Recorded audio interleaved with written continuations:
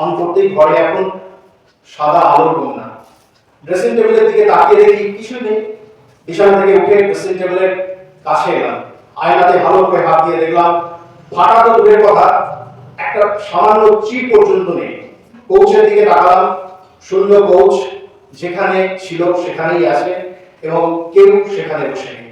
ঘরের মধ্যে পারফিউমের গন্ধটাও হঠাৎ যেন উবে গেছে। ভীষণ আশ্চর্য লাগলো, নিজেকে খানিকটা প্রেজুডিস্ট ভেবে লজ্জিত হলাম। অফিসে একটা অ্যাসাইনমেন্ট ছিল, তাই বেরোতে হলো। তা না হলে বেরোনোর কোনো ইচ্ছেই ছিল না। একে তো সোমবার, কোনো সোমবারই আমার অফিস যেতে ইচ্ছে করে না।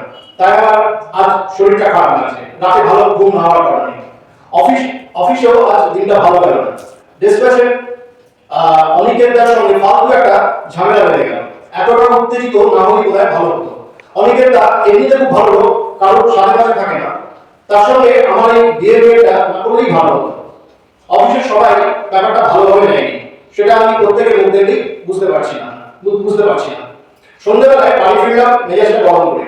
দেখলাম মার বুকটা ভার, আমার সঙ্গেও কোনো কথা বলছে না, শুধু মাঝে মাঝে আমার দিকে তাকাচ্ছে। অদ্ভুত লাগছিল আমার। শেষে বলে ফেললাম, কি ব্যাপার বলতো, কি হয়েছে তোমার? মা যা বললো তা শুনে আমার চোখগুলো বিস্ময়ে ছানা বড়া হয়ে গেল। দুপুরবেলা মা একটা কাপড় দিয়ে ড্রেসিং টেবিলটা পরিষ্কার করছিল।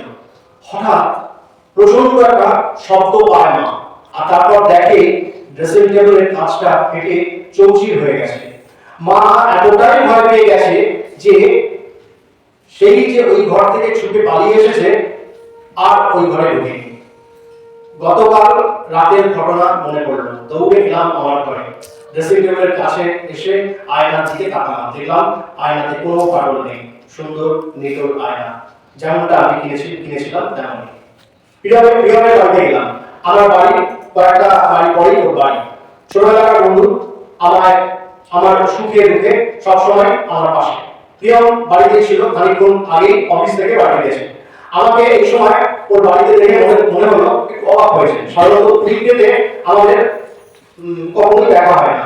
অবাক হয়ে ওকে কিন্তু সেই ভাবটা দেখালো না। বললো, কি ব্যাপার অরিন্দম, আবার কি কোনো চায়ের নেমন্তন্ন, নতুন আরেকটি অ্যান্টিক কেনা হলো? আমি বললাম, যেটা কিনেছি সেটাই আদৌ ঘরে রাখবো কিনা ভাবছি। কি বলছিস? এত সুন্দর একটা ড্রেসিং টেবিল নিশ্চয়ই ভাঙা পাড়া বেরিয়েছে, অরিন্দম বললেন। উত্তরে আমি প্রিয়মকে গতকাল রাত থেকে যা যা ঘটেছে সবিস্তারে বলে দিলাম। প্রিয়ম একটা সিগারেট ধরো, আমিও একটা ভাগ বসালাম। প্রিয়ম ধোঁয়া ছেড়ে গেল, কিন্তু কোনো কথা বললো না। তারপর অনেকক্ষণ পর আমাকে বললো, আমার একটা কথা শুনবি না? বল। তুই ড্রেসিং টেবিলটা ডিসপোজ করে দে, যদি সম্ভব হয় যেখান থেকে এনেছিস সেখানে ফেরত দিয়ে আয়। প্রিয়ম, তুই তো ভালো করে জানিস আমি এইসব কিছুতে বিশ্বাস করি না, এইসব ঘটনাও আমি বিশ্বাস করতাম না যদি না এগুলো আমার চোখের সামনেই হতো। কিন্তু তাও I being a student of science, আমি মন থেকে কিছুতেই এসব মানতে পারছি না। তাই আজ রাতটা আমি দেখব গতকালের ঘটনা পুনরাবৃত্তি হয় কিনা। অরিন্দম দা, আমার মনে হয় তোমার আজ ওই ঘরে শোয়া উচিত হবে না, তুমি আজ বরং মাসিমার ঘরে শুয়ে পড়ো। কাল ড্রেসিং টেবিলটা নিয়ে যা হয় একটা কিছু ব্যবস্থা করো। খেয়াল করিনি কখন আমাদের কথাবার্তার মধ্যেই অনিন্দিতার এই ঘরে আগমন ঘটেছে।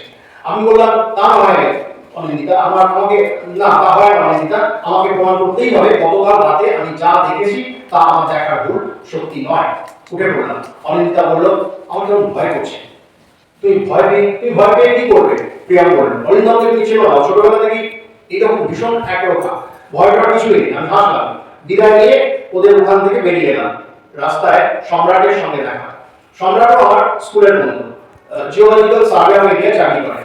ওর আরেকটা পরিচয় হলো আমার মতো সম্রাটও অ্যান্টিক কালেক্টর। ওর কাছে তাক লাগিয়ে দেওয়ার মতো ঘড়ির কালেকশন আছে। হন্তদন্ত হয়ে বোঝাতে যাচ্ছিল, আমাকে দেখেই দাঁড়িয়ে পড়লো। বললো, কি ভাই, লুকিয়ে কম দামে একটা অ্যান্টিক তুললে, প্রিয়মকে বাড়িতে রেখে চা খাওয়ালে, আর আমার কথা ভুলে গেলে? আমি অপ্রস্তুত হয়ে বোকার মতো হাসলাম। মনে মনে বললাম, আর অ্যান্টিক? মুখে বললাম, সরি সম্রাট, তোর কথা ভুলতে পারি। ও জিনিস তুই ছাড়া কে বুঝবে? তোকে পরে একদিন ডাকবো, শিওর। আমি বাড়ির পথে পা বাড়ালাম। বাড়িতে ঢুকতেই মা চিৎকার শুরু করে দিল। বললো, তোর ওই ভুতুরে ড্রেসিং টেবিল তুই এক করে বিদায় কর। আমি বললাম, কেন, কি হলো আবার?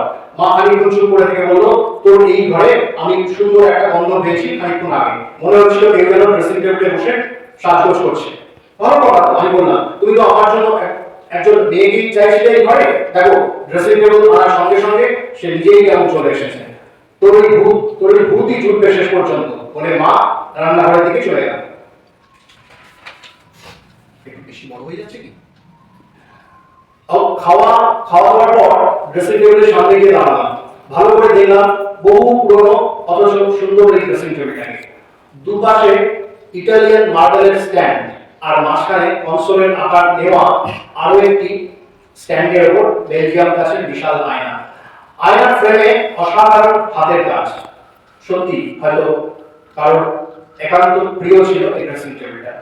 ঘুম আসছে না, বিছানায় এপাশ ওপাশ করছি। ঘড়িতে ঠিক 2:10 হঠাৎ একটা অদ্ভুত তীক্ষ্ণ শব্দ কানে এলো। একটু হলেও ভয় পেয়ে গেলাম, কিন্তু সাহসে ভর করে জানলার কাছে গেলাম। দেখলাম জানলার বাইরে পলাশ গাছটায় একটা পেঁচা এসে বসেছে। তার এই সুমিষ্ট কণ্ঠস্বর কানে পৌঁছে বুকে গিয়ে পেয়েছিল। মনে মনে হাসলাম, বিছানায় গিয়ে আবার শুয়ে পড়লাম। আর তখনই গন্ধটা পেলাম, স্নিগ্ধ সেই পারফিউমের গন্ধে সারা ঘর ম করতে লাগলো। আমি ড্রেসিং টেবিলের দিকে তাকালাম, দেখলাম আয়নার পাঁচটা ফেটে চৌচির হয়ে আছে। তার সামনে কোচে বসে আছে একটা পেঁচা, সম্ভবত পলাশ গাছের সেই পেঁচাটা। লক্ষ্য করলাম পেঁচাটার দু চোখই আমাকে বিদ্ধ করছে। আমি বিছানা থেকে নানা রকম শব্দ করে পেঁচাটাকে ঘর থেকে তাড়ানোর চেষ্টা করলাম। তাতে ফল হলো উল্টো, পেঁচাটা ঘর বাইরে উড়ে বেড়াতে লাগলো এবং আমার মশারি চালে এসে বসলো। আমার মশারি ঠিক উপরে থাকায় আমি পাখিটাকে স্পষ্ট দেখতে পাচ্ছিলাম। এইরকম অস্বাভাবিক ক্রূর চোখ কোনো পাখির তো দূর কথা, কোনো হিংস্র জন্তু জানোয়ার আমি দেখিনি। কতক্ষণ তাকিয়েছিলাম জানি না, হঠাৎ আমার মনে হলো পাখিটার দুটো চোখ ছাড়া আমি আর কিছুই দেখতে পাচ্ছি না। চোখ দুটো ক্রমশ যেন আমার দিকে এগিয়ে আসছে। আমি এই অস্বাভাবিক অবস্থা বেশিক্ষণ সহ্য করতে পারছিলাম না। অনুভব করছিলাম আমার সারা শরীর ক্রমশ অবশ হয়ে আসছে। কাঁধের কাছে একটা তীব্র জ্বালা অনুভব করলাম। ব্যাস, আর কিছু মনে নেই। ঘুম ঘুম ঘুম নেমে এলো দুই চোখে। খুব ভোরবেলায় ঘুম ভাঙলো আমার, নাকি জ্ঞান ফিরল। ঘরের ভেতর এখন সূর্যি মামার অকৃপণ আলো ছড়াছড়ি। খেয়াল করলাম ঘরের টিউব লাইট চলছে। আমি তো আলো নিভিয়ে শুয়ে পড়েছিলাম। তাহলে তখনই লক্ষ্য করলাম আমার ডান হাত বেড সুইচটা ধরা। তার মানে আলোটা কোনোভাবে আমি জ্বালিয়েছিলাম। আলোটা নিভিয়ে আস্তে আস্তে ড্রেসিং টেবিলটার কাছে গেলাম, আয়নার কাছে হাত দিলাম। মসৃণ কোনো ফাটা বা ভাঙার চিহ্ন মাত্র নেই। মুখ ধুয়ে চা নিয়ে বারান্দায় বসেছি, দেখলাম প্রিয়াম আসছে, সঙ্গে অনিন্দিতা। এসেই অনুযোগ, তোর জন্য সারা রাত আমাদের ঘুম হয়নি, আর তুই সারা রাত দিব্যি ঘুমিয়ে এখন চা খাচ্ছিস। আমি হাসলাম, বললাম চা খাচ্ছি মানে এই নয় যে সারা রাত আমি আরাম করে নিদ্রা দিয়েছি। প্রিয়াম আর অনিন্দিতাকে আমি এবার সারা রাতের অভিজ্ঞতা বলে গেলাম একদমে। শুনে প্রিয়াম বলল, সত্যি তো সাহস আছে। অনিন্দিতা বলল, অনেক সাহস দেখিয়েছেন, এবার এই বস্তুটিকে বিদায় করুন। হ্যাঁ তাই করবেন। আজ আমার ছুটি আছে, চল দুজনে মিলে ড্রেসিং টেবিলটাকে ফেরত দিয়ে আসি। প্রিয়াম বলল। আমি তো বললাম, কিন্তু কোনো কিন্তু নয়, আমি 10টার মধ্যে রেডি হয়ে আসছি, বলে প্রিয়াম অনিন্দিতাকে নিয়ে চলে গেল। রাসেল স্ট্রিটে পৌঁছতে ঘন্টা খানেক লাগলো। প্রিয়াম ওর গাড়িটা নিয়ে এসেছিল।